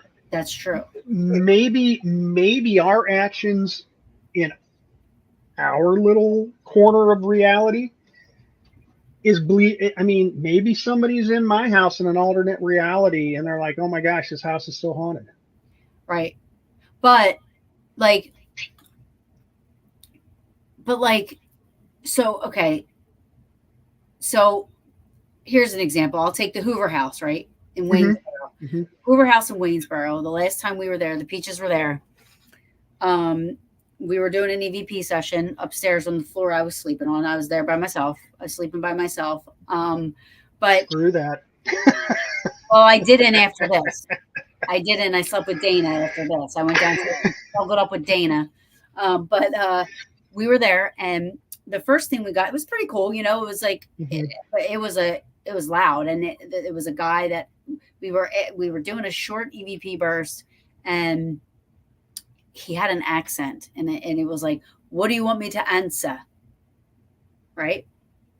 So we thought it was loud. It was like he was standing in the room with us.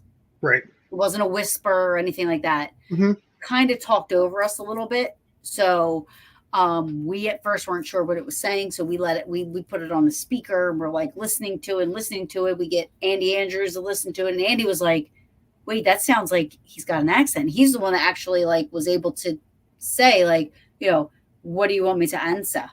You know? Right. And after that, same floor where I was sleeping, me and Megan were up there. Now, they all investigate the way I do. We got to check everything, double check everything. You know, we're skeptics, and you know, we you know, and we never say we're not like those people that are like, oh my god, every other time you turn around, something's being touched or somebody's like, see, you know, none of us are psychic mediums. None of us, you know what I mean? We're just investigators, right? So anyway, we were upstairs, and I've investigated with Megan for a long time, and I know her very well. The reaction she had, I know that whatever happened to her, like she felt, but she said all of a sudden she goes, oh my God, something just grabbed my arm. Like something, she goes, it felt like she got freaked out. Like you could tell, like, you know, she wasn't like, oh, something just touched me. You know what I mean? Like she wanted to leave before. She wanted to leave, like not the house, but she wanted to go downstairs and chill out. Right. And I was like, okay, well, I'm moving downstairs too because now I'm not staying upstairs after I that. get you. I get you. I totally agree with you. You know, Mm, yeah. I mean, but so if that stuff can happen, right? right. That's what I mean, like them bleeding into ours Hmm. intelligently. Yes. How aren't we bleeding into theirs intelligently? You know, I don't know. Or are we? I don't know. And that's why Well, but the thing of it is, though, I don't recall ever seeing anybody sleeping in a bed, you know, and reaching out and touching them. But and they really weren't there. But I you know, mean, one of the I I'm thinking though that if we get when we get intelligent answers, hmm that has to be if it is an alternate universe, that has to be a belief. yeah, well, if we're getting intelligent answers in to our questions and our EVPs and I don't I don't know. I don't know if it's a bleed over. I just kind of threw that one out as a theory. Um,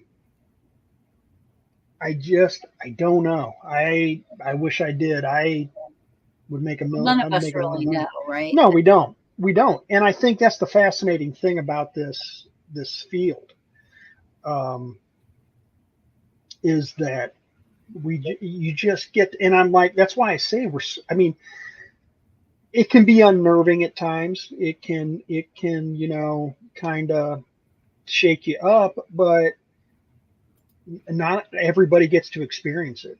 Right. And I just, It's a parallel universe. Yeah. yeah, which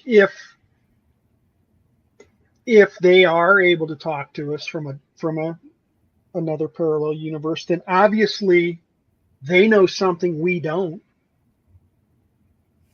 Somebody was telling me something about a Tesla Hmm. having like a camera or something like that that can like it's been picking up like Oh yeah. I think I think as we start adding more technology to a lot of the stuff we use, I think we're going to, because I have seen reports, not in just a Tesla, but in the cars that have cameras, backup cameras, and things like that, that they're picking up stuff that they're not seeing anything, but they're picking stuff up on their camera. like if there's a person. Yeah, yeah. Yeah. Well, I don't know. I don't know how you feel about the the cameras, that show the stick figures and Yeah. everything. Yeah. I'm not. I think we had a couple and we played with them, and I will say that you can pick some stuff up. I mean, you really can. I'll agree with you with that because there was one time something happened where that it was, but like if it's just a stick figure, like it will Mhm. pick up a chair and make it into a stick figure. It'll pick It up. can. You Right. have to know. Once again, you have to be able to debunk that stuff. And there's people that Um, believe everything it sees is like a goat. Like, oh my God, yeah. it's sitting right So there. now, one time, Keith and I, we were just playing with the equipment and just kind of doing some maintenance work on it and things like that. And we were sitting in the small dining room, and I just picked it up and I pointed it at one of the doorways, and there was a stick figure standing up on the buffet. And then we then it moved over to the other side of the doorway, and Keith said, "We can see you," and it took off. Hmm. I mean, I have seen some things with it. Now, I've seen some other cheaper ones that I don't I don't put any stock in, but Yeah. I saw one time, once I saw something very impressive with Kinects. Thank you, Kim. Or the SLS. They The call it SLS, yes. SLS camera, but it used to be called a Kinects. Mm-hmm. But now it's I'll get to Dan's question in a minute, but we had it when I was with South Jersey Ghost Research. We were at White Hill Mansion, and somebody had a dog that looked like a trigger prop, you know what I mean? Or had a dog. I don't know if it looked like it wasn't a real dog. It was a stuffed animal. Right. The SLS or the Kinects at the time, it was like pointed at that. And literally you saw something. Dan even might remember this because Dan was a part of South Jersey Ghost Research with me. But it looked like something sat down, started petting the dog. Right. Shh, shh, shh. Yeah. That's the only time I've ever seen anything really like, because those stick figures, they like make these like weird like movements. But this like sat down and was like, it looked like it was like petting the dog. Yeah. Yeah. There's just something you can't explain it. For sure. Maybe you missed it, Dan. So he said, I've captured 2 voices, male and a female, talking to each other about Kim P and myself. So these voices were talking about them, not just having a conversation. Right. Have you ever captured 2 voices talking to each other? Yeah, and I don't know if he missed my story about the whole discussion that was going on between the man and the woman with the open door. Right. But it's interesting though that you were capturing something that would be called maybe residual, whereas Dan caught something where like a man and a woman were talking about him and another investigator. Right. You know what I mean? Right. So it's like they captured them. Now Dan was I know Dan when he joined the group, he was a total skeptic. He did not believe. He was. I can't say that I'm speaking for him, but I remember him being, because I remember when he first started to capture stuff, and he started to like come around. He was like, okay, maybe there is something to this, and I don't know that what we experienced was residual. It could have been, but it's never repeated itself. It just, I don't know. It was just so wild and bizarre. Sometimes you just got to be at the right place, the right time. The stars have got to align. Yes. The antennas all got to be pointed in the right direction. I remember Dan, it's so funny. I keep talking about stuff that Dan's been to, but we did an investigation in Cape May. Cape May, New Jersey has so much paranormal stuff happening, but we had a bed and breakfast and we had a house owned by the same people.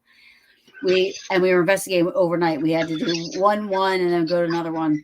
And we were at their house. They thought that their bed and breakfast was more haunted. Right. We're at the house and I got more stuff in that house than I got at the bed. I didn't get anything at the bed and breakfast, but I'm standing in the kitchen and people were around. There were some people upstairs or some people over here. And I hear this like in the kitchen with me, like, and I yelled immediately. I was like, was that any of you guys? Did anybody just whistle? Because it literally was, it sounded like it just came across the island in the kitchen. Right. And everybody was like, no, nobody heard it. Nobody else heard it but me. And it was loud. It was like somebody was standing in the kitchen with me. Yeah. Yeah. How do you explain that? I don't know. How does I don't know how you explain that. Look, once again, we were at the Asher Walton house and Keith and I were just kind of sitting down, review. And this is like 6 o'clock in the morning. We're just sitting down looking at the security cameras, seeing, did we catch anything last night? And he and I had stayed in the house, and Jess and her girls were across the road in the townhouse. And so we're sitting there looking at stuff, and I hear from the front of the house, Shady, which is their dog. Oh. There was a kid calling for their dog. Oh, wow. And I get up and I go book into the front of the house, and I look out the front door. Well, they're still in bed. I mean, they're still in bed sleeping, and the dog is over there with them. But yeah, it's bizarre. You know, they're calling for your pets. That's crazy. I had one messing with my, well, I found out, well, I was told it was my dad, but yeah, I mean, it's interesting. I mean, have you ever come across, I can't believe we've been on for an hour and 45 minutes. Like the time just flew by. It's so crazy. I just looked up. I was like, holy shit. Um, but have you ever come across any animal stuff? Any No, I have not. Um, that's probably one of the only things that's probably one of the things I haven't experienced is an animal haunting. Um, it Yeah, I mean, but why can't they? Well, when I first started getting into this, and I was I went to my, like, one of the first private houses that I had to do. I remember um I was new, right? So like I had Mhm. no idea a lot of stuff was out Right. there, anything, you know. And we walked in this woman's house. There was three of us, and we're talking to the woman. She's kind of just like starting to out to tell us like a little bit of what's been going on. And Hmm. I saw a gray and white cat Right. like jump over my feet, and I saw it happen where I went, whoa, like this. Hmm. I thought, and she's like, "Are you okay?" And I said, "Well, your cat just." I was like, "Where the heck did it go?" Because I saw it jump over my feet. Right. I was like, "I love cats," you know. And she's like, "Well, what do you mean? What did it?" She's looking at me, and she's like, "Well, what did it look like?" And I go, "It's your cat, dude." I'm like, "Your gray and white cat," you know. And Right. she's like, "My cat passed away 2 months ago. She's Oh, gray and white." And I was yeah. like, "Are you serious?" And she's like, "Yeah." And then I'm thinking, I'm like, "Did I really see that? Like, what did I see then? If her cat's gone, you know what I mean? Like, I'm like, Hmm. what did I see? Right. You know?" So that's the only time I've Yeah. ever, except for the ghost bear at Hinsdale. The I mean, ghost ferret. ghost bear. Oh, ghost bear. I'm like a ferret. that's a, that's Oh, that's kind of bizarre, but yeah. So yeah, that's the only time I've ever had an animal, and I am a huge animal. Like I'm hmm. one letter short of PETA. I'm Oh PETA. yeah. You know what I mean? I'm surprised I'm not like, just getting, you know, bombarded by animal spirits if they Oh exist. yeah. I Yeah. I'm one goldfish away from being a hoarder, so um but it just yeah, there was something I was going to tell you about. I can't remember what it just It's my fault. I have no, ADHD, no, so I'm all over no, the place. don't worry about it. I'm having a ball, by the way. You So are yes, awesome. I am. Um, yeah, it just It's it's interesting. such it's beyond interesting. You can't even explain it to anybody. Just Well, and the because thing of it is, I have been hooked on the paranormal since childhood. oh yeah, I mean, like that's the thing. Like I remember having like scary stories to tell in the dark.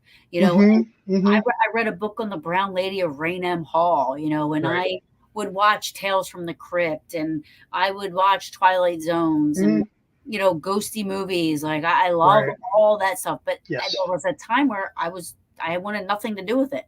Hmm. I was scared of it, even though I was interested in it.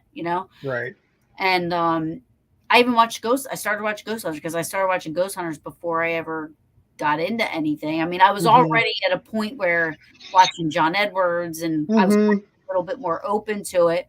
But I thought Jason and them were crazy for going into places, and you know, I was like, oh my God, I wound up falling in love with them, and watching, and like just paranormal has become my passion. You know what I mean? It's not a hobby for me. It's a passion. It's and it's a part of my everyday life. So I love it. And whether or not what we're experiencing is what we think it is, or it's something. Yeah. And I won't ever stop looking for it, or trying to get evidence of it. Yeah. I don't care if people think we're crazy or kooky, or I know what I've experienced. Yeah. And you can't take it away from me. Yeah. I sound so contradictory because in one breath I'm like, oh, I'm so afraid to die because what if there's nothing? But at the same time, I'm like, yes, I know what I've experienced. I believe, I've heard things, I've felt things, this, that. So I think my brain just fights with itself all the time, Well, I mean, you're trying to answer the questions that everybody else has. Yeah. We've gotten a little bit of, right? I don't even know if you could call, we don't, it's not even really insight, because if you got some insight into something, it might help you get some answers, but we're just, you're like me, you're coming up with more questions. Yeah. I mean, even getting EVPs, like, it's like, what is that? Well, how is it happening? Where is it coming from? Like, what am I hearing? Why do they know my name? Yes, you're absolutely right. Everything that happens, you have more questions that aren't going to get answered unless a ghost sits down next to me and it's just like, hey, it gives me all the answers, or anybody. Yeah, I don't even know that they've got the answers either, other than, they just, maybe they're not allowed to tell us. That could be. I mean, I mean, Steve Barry was on and shared his near-death experience, and he said when he was wherever he was at, there was like little kids that said, "We're not allowed to talk to you," and you know what I mean? Like, to me, I mean, between Keith's experience and Steve's experience, it's almost as if they knew they were coming back, so they weren't allowed to tell us. Right. They weren't allowed to tell them anything that other than what they experienced. They weren't allowed to say it, which is why they weren't told anything. Because I don't know why. I'm sitting here trying to like think of a reason, but I don't know why. It sounds like a broken record. I wish I could tell you. I know. I will never forget, though, going back to John Zaffis. I think I almost made him mad, because it was the question and answer period, and he was talking about, the things that he had experienced and things like that. And I'm like, okay, so I've got a question. I said, during an exorcism, is it the ritual, or is it the person performing the ritual that's able to exorcise this demon? And he looked at me, because I mean, it was, well, that's a valid question. It is. I thought. I mean, it's a valid question. John, not so much. Well, I think it's one of those questions that there's not an answer to. well, why can one priest successfully perform it? Well, but the thing of it is, if you look at, and now I am not an expert on demonology. I'm not an expert on exorcisms.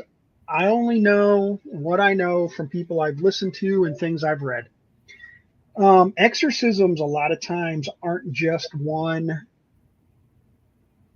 like the priest comes in and he performs a ceremony and bam, you're exorcised. From my understanding, a priest or a group of priests can come in and perform the exorcism ceremony over and over and over and over on an individual until so. But yeah, I don't know. I don't know. It's an enigma wrapped up inside of an enigma. Yeah. Yeah. I don't even know if and I guess that's if there's one thing that probably I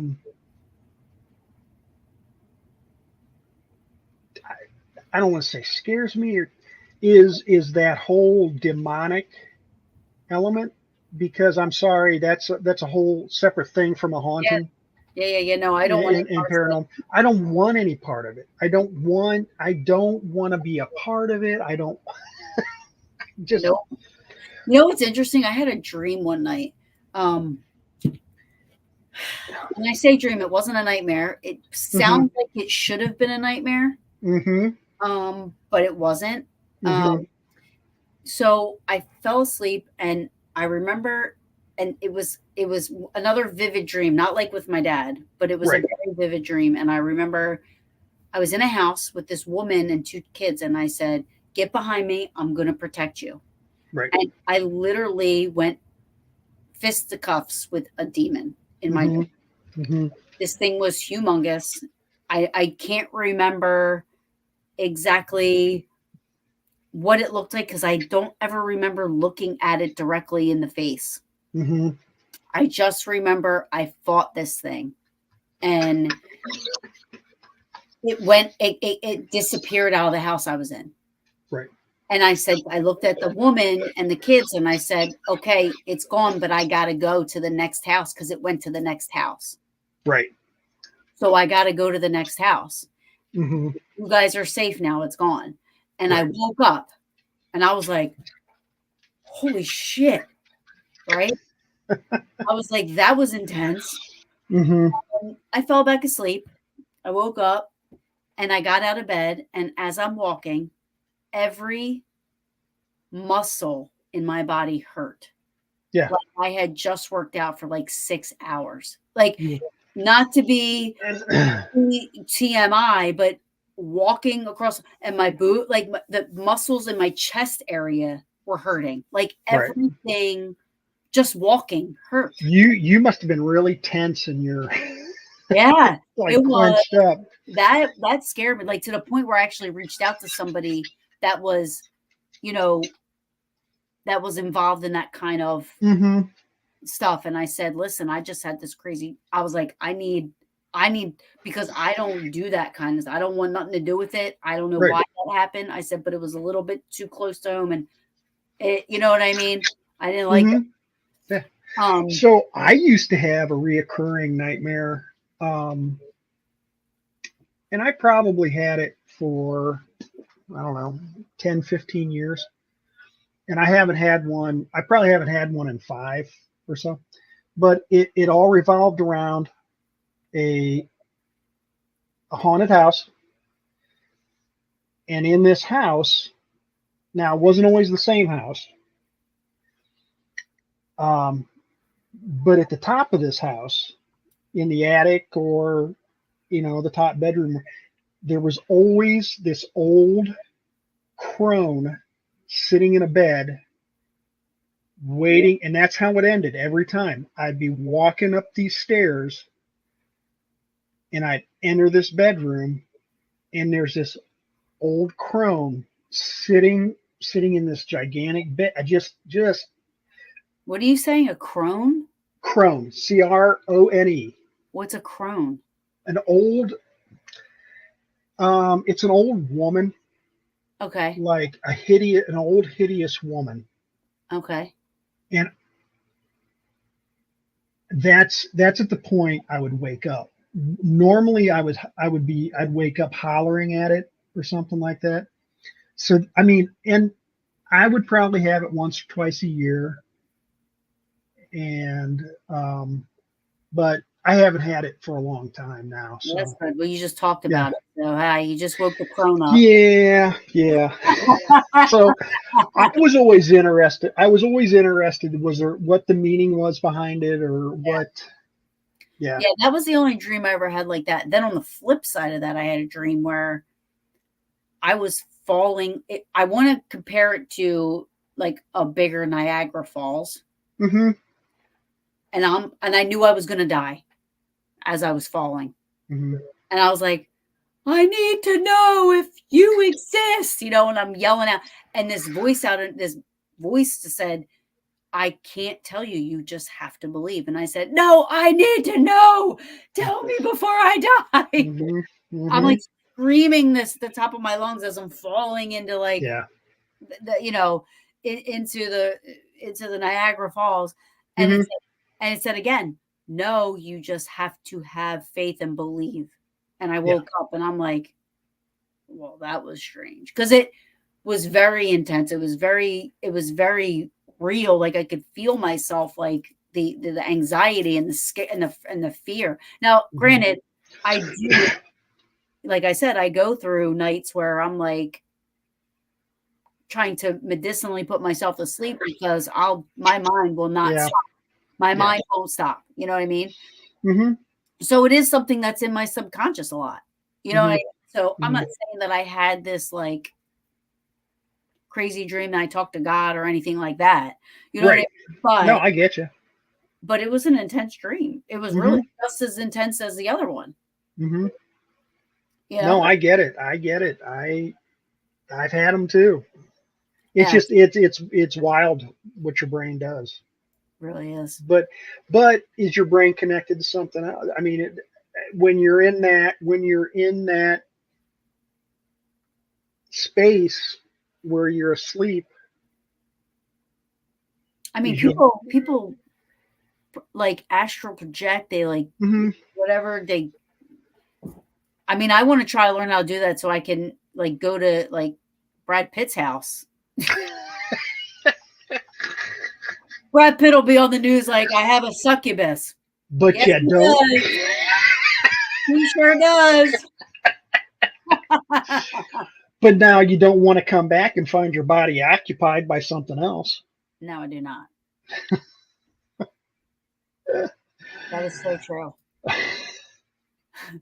All right. I gotta let you go. All right. I have had a wonderful time. If I still didn't have to pack for tomorrow and I still didn't have to do, I would. Where are you going tomorrow? You just got back from Oh, that's right. Bash. That's right. Okay. Yeah. Well, all of you have a safe trip. All of you have fun. Yeah. I'll be thinking about you. Chris, you'll have to come on again. I like this. I liked having just this, like, we talked about whatever. Yeah. And it was just great. I hope I didn't talk too much. I hope No. That's the great thing. Is when you got somebody that kind of encourages and just kind of keep out of trouble, Kim. Yeah. Enjoy listening to Thank you. Thank you so much for listening. And yes, thank you, everybody. Hopefully I can get out to Kansas and do that whole mac and cheese. I'm telling you what, if I really want to hook up with you guys and do some investigating. Yeah, I really do. Yeah. So we're gonna have to make it happen. We have to make it happen. All right. Absolutely. Well. Absolutely. All right. I love you. You're awesome. Love you too, hon. And thank you so much for coming on. You're great. Oh yeah. I love hearing your stories. Next time you come on, we'll have to talk more stories about. Oh yeah. I've got a ton more. So. Yeah. But thank you. And thank you, everybody, for joining us. Yes. Thank you so much, everybody. Yes, it's been a long show. I understand that. I apologize. But, you know, I was wrapped up in the convo. I didn't Oh even, yeah. you know, I didn't even realize. Thank you so much. And I'll see you guys next week. I'm All sure I'll right. go. I always say this, but I will go live during the bash. But, Okay. you know, I'll be live. So make sure you guys check it out. And I will see you guys next week. Thank you so much for Bye, joining me. everybody.